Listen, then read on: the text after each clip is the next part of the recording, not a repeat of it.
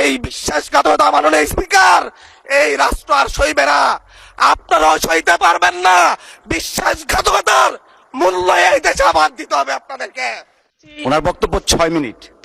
মাননীয় স্পিকার, আমি বুঝতে পারছি না সময়গুলা কিভাবে বন্টন করা হয়। সরকার দলের হলো 8 মিনিট, বিরোধী দলের হলো 6 মিনিট। আমি কি রক্ত ঝরিয়েছি? আমরা রক্ত ঝরিয়েছি বলে আপনারা আজকে সংসদে প্রধানমন্ত্রী স্বরাষ্ট্রমন্ত্রী হয়েছেন। হান্নান মাসুদের সংসদে তোলপাড় সৃষ্টি করা বক্তব্য। তিনি বলেন, আমরা রক্ত জড়িয়েছি বলে আজ আপনারা প্রধানমন্ত্রী স্বরাষ্ট্রমন্ত্রী হয়েছেন। আমি জেনজির প্রতিনিধি হয়ে সংসদে কথা বলতে আসছি। প্রিয় দর্শক, সংসদে তোলপাড় সৃষ্টি করা এমনই এক বক্তব্য দিলেন হান্নান মাসুদ ভাই। আসুন ওনার সম্পূর্ণ বক্তব্য শুনে নেওয়া যাক। ওনার বক্তব্য 6 মিনিট। মাননীয় স্পিকার, আমি বুঝতে পারছি না সময়গুলা কিভাবে বন্টন করা হয়। সরকার দলের হলো 8 মিনিট, বিরোধী দলের হলো 6 মিনিট। এভাবে তো কথা বলতে পারবো না। মাননীয় স্পিকার, পাশাপাশি আমি এই সংসদের সর্বকনিষ্ঠ এমপি, বাংলাদেশের ইতিহাসের সর্বকনিষ্ঠ এমপি। আমি এখানে দাঁড়িয়ে আপনারা যে জেনজির কথা বলেন, সেই জেনজির প্রতিনিধি হয়ে আমি সংসদে কথা বলতে আসছি। আপনি যদি বলেন যে জেনজিরা কি চাই, আমি বলছি জেনজিরা 72-এর সংবিধান আর চাই না। আপনি যদি বলেন জেনজিরা কি চাই, আমি বলতে এসেছি জেনজিরা এটাই চাই, স্বাধীনতার 30 বছর পরে জন্ম নিয়ে আমার মতো যারা সন্তানরা রয়েছে তারা কেন ভোটাধিকার পাই নাই, তার জবাব চাই। আমরা তো স্বাধীন বাংলাদেশে জন্ম নিয়েছি মাননীয় স্পিকার। আমাদের কি ভুল ছিল? আমরা তো নতুন মানচিত্র পেয়েছি, আমরা তো নতুন পতাকা পেয়েছি, আমরা নতুন সীমানা পেয়েছি। আমাদের পূর্বপুরুষরা 1971 সালে রক্ত দিয়ে আমাদের জন্য একটি নিরাপদ বাংলাদেশ গড়তে চেয়েছেন, কিন্তু আমরা কি সেই নিরাপদ বাংলাদেশ পেয়েছি? আমরা কি সেই নতুন বাংলাদেশ পেয়েছি? আমরা তো সেই নতুন বাংলাদেশ মাননীয় স্পিকার পাই নাই। 71-এ 30 লক্ষ মানুষ শহীদ হয়েছে, জীবন দিয়েছে। তাদের পরবর্তী সন্তানরা যেন নিরাপদ বাংলাদেশে ভোটাধিকার পায়, যেন রক্ষী বাহিনী না হয়, যেন ভোটাধিকার পায়, যেন আবার দুর্ভিক্ষ না হয়। কিন্তু আমরা কি দেখেছি? আমরা দেখেছি বাংলাদেশে দুর্ভিক্ষ হয়েছে। 1973 সালে ভোট চুরি হয়েছে। আমরা দেখেছি তার পরবর্তী সময়ে শহীদ প্রেসিডেন্ট জিয়াউর রহমান বাংলাদেশকে অর্থনৈতিকভাবে, রাজনৈতিকভাবে, গণতান্ত্রিকভাবে বাংলাদেশকে পুনরুদ্ধার করার জন্য উনি অটল ভূমিকা রেখেছেন। উনি আমার দ্বীপ হাতিয়াতে 3 বার গিয়েছেন। আমি যেদিকে তাকিয়েছি, আমার এই বেড়িবাঁধ কে করে দিয়েছে? মেজর জিয়াউর রহমান। আমার এই খালকে খনন করে দিয়ে গেছে মেজর জিয়াউর রহমান। তারপরে এরশাদ এসেছে, বেগম জিয়া এসেছেন। বেগম জিয়া আমার হাতিয়াতে 3 থেকে 4 বার গিয়েছেন, কিন্তু তারপর আমার হাতিয়ার ওই অঞ্চলের নদী ভাঙ্গন রোধ হয় নাই। ওই অঞ্চলের লক্ষ লক্ষ মানুষ ঘরবাড়িহীন ভাবে পড়ে আছে। আমি এই ইলেকশনে ভোট ডাকাতি দেখেছি, আমার গাড়ি বহরে হামলা করা হয়েছে। আমি কি এই ইলেকশনের জন্য নিজের রক্ত জড়িয়েছি? আমি আজকে স্বরাষ্ট্রমন্ত্রী আছেন, মাননীয় প্রধানমন্ত্রী আছেন, আমি এখানে প্রশ্ন করি, আমি কি রক্ত জড়িয়েছি? আমরা রক্ত জড়িয়েছি বলে আপনারা আজকে সংসদে প্রধানমন্ত্রী স্বরাষ্ট্রমন্ত্রী হয়েছেন। রক্ত ঝরার পরে, রক্ত ঝরিয়ে গুলিবিদ্ধ হয়ে 3 দিনের মাথায় গুলিবিদ্ধ হয়ে, দয়া করে থামুন। মাননীয় সংসদ সদস্য, আপনার বক্তব্য অব্যাহত রাখুন। 144 ধারার মধ্যে আবার নিজেই গুলিবিদ্ধ পা দিয়ে বের হয়ে গিয়ে সংবাদ সম্মেলন করে বলেছি আমার রাস্তায় নামুন, পতন হতে হবে। আমরা বলেছি নতুন বাংলাদেশ দিব। আমরা নতুন বাংলাদেশ আবার প্রতারণার রাজনীতি দেখতে চাই না, প্রবঞ্চনার রাজনীতি দেখতে চাই না। যেই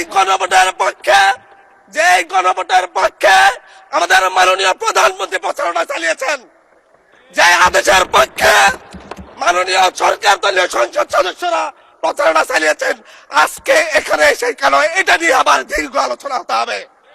আমরা 90-এর গণঅভ্যুত্থানের কথা বলে যাই নাই।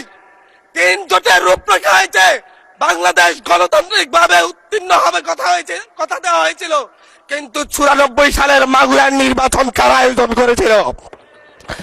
কারা 94 সালে মাগুরার নির্বাচন আয়োজন করেছিল? আজকে আবার এই সংসদে দাঁড়িয়ে আবার এমন একটা ব্যবস্থা নিয়ে যাচ্ছেন, আরেকবার যে মাগুরার নির্বাচন আয়োজন করবেন না, এর নিশ্চয় দেখিয়ে দিবে, এর নিশ্চয় দেখিয়ে দিবে। আমি আমার সবচাইতে কম বয়সী প্রার্থী হিসেবে নিজের প্রার্থীটা জমা দিয়ে এলাকায় গিয়েছি প্রচারণা করতে, তিনবার হামলা শিকার হতে হয়েছে। আমি সংসদ সদস্য হিসেবে এলাকায় গিয়েছি, সেই জায়গায় আমার উপর হামলা করেছে, সরাসরি ভিডিওতে দেখা গিয়েছে। অস্ত্র নিয়ে, দেশীয় অস্ত্র নিয়ে আমাকে কোপাতে আসা হয়েছে। তারা কারা? ওরা তো তারাই যাদের প্রত্যেকের হাতে বিএনপি দলীয় নেতা কর্মীদের রক্ত লেগে আছে, প্রাণ লেগে আছে। এই বিশ্বাসঘাতকতা মাননীয় স্পিকার, এই রাষ্ট্র আর সইবে না, আপনারাও সইতে পারবেন না। বিশ্বাসঘাতকতার মূল্য এই দেশে আবার দিতে হবে আপনাদেরকে। প্রিয় দর্শক, আশা করি হান্নান মাসুদ ভাইয়ের বক্তব্য আপনারা মনোযোগ সহকারে শুনেছেন। এমনকি ভিডিওতে লক্ষ্য করলাম মাননীয় প্রধানমন্ত্রীও খুবই মনোযোগ সহকারে শুনেছেন। বিষয়টা আমার কাছে খুবই ভালো লেগেছে। আপনাদের কাছে কেমন লাগলো অবশ্যই কমেন্টে লিখে জানাবেন। প্রিয় দর্শক, চলুন আমরা আরও একটি ভিডিও দেখি। এমপি হওয়ার পর মুফতি আমির হামজা সাহেব একটি বক্তব্যের মাধ্যমে সততার পরিচয় দিলেন। গতকালকেও আমার অফিসে একটা বিশাল বান্ডিল এসেছিল, শুধু সই করতে বাকি। সই করে দিলে ওই 8 লাখ টাকা আমি পেয়ে যেতাম। এইরকম পিরিজ হাজার হাজারটা কিনতে পারতাম। সেই ছোটবেলায় আমি আমার মায়ের কাছে, মাওলানার কাছে, উস্তাদের কাছে আমি শিখেছি যে ঘুষ খাওয়া এটা হারাম। ওই দিন থেকে এই পর্যায় পর্যন্ত আমি আজও কোনো ঘুষ খাইনি। এই যে অন্যায় অবৈধটা আমার সমর্থ থাকার পরও আমি করি নাই, এই জন্য আল্লাহ অন্য দিক থেকে আমারে পুষিয়ে দিয়েছে। রব্বুল আলামিন আমার স্ত্রীকে বানিয়েছে আমার মন মতো আল্লাহওয়ালা। আমার সন্তানগুলো ঠিক আল্লাহ ওইভাবেই মন তৈরি করে দিয়েছে। যতটুকু দেওয়া হয় অতটুকুতেই তারা আত্মতুষ্টি, আত্মতৃপ্তিতে আছে। আপনি যদি হারাম ইনকাম করেন, আপনার স্ত্রী, আপনার সন্তানাদের মন আল্লাহ ঠিক ওই রকম করে দেবে। কে কথা বলছেন? এটাকে আমি বানালাম। সূরা তাহা 16 নম্বর পারা 19 নম্বর পৃষ্ঠা 13 নম্বর লাইনের 124 নম্বর আয়াতে এই তথ্যটা আছে। রব্বুল আলামিন বলেন, আমার বিধান বাদ দিয়ে যারা ইনকাম করবে, বলেন তো ঘুষ খাওয়া এটা আল্লাহর বিধানে আছে? হ্যাঁ বলেন বলেন। আল্লাহর বিধানের বাইরে যারা উপায় করে ইনকাম করে, চর্ম চোখে দেখতে মনে হয় যে বিশাল সম্পদের মালিক হয়ে যাচ্ছে।